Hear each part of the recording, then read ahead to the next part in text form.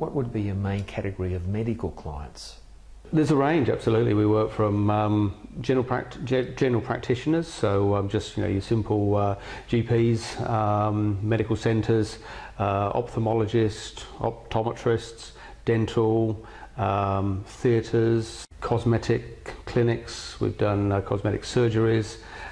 We've done operating theatres, female wellbeing clinic. What else we got? We got a urologist we just taken on. So yeah, pretty much anything in the medical industry we can do. And that's the way the governments have been doing the grants over the last few years for a lot of GPs.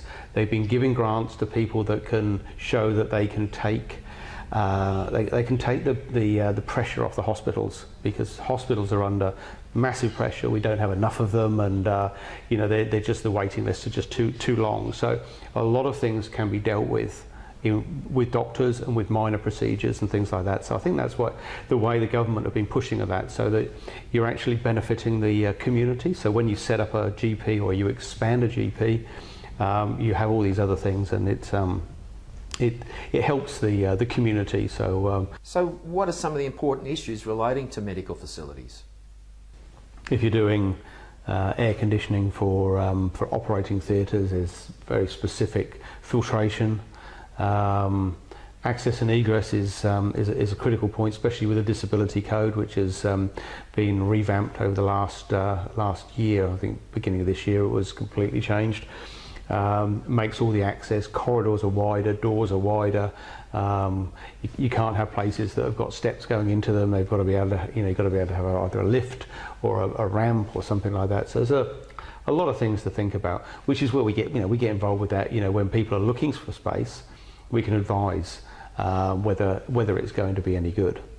Now, pricing, no doubt, is an important aspect for any project. How do you work with your clients on pricing?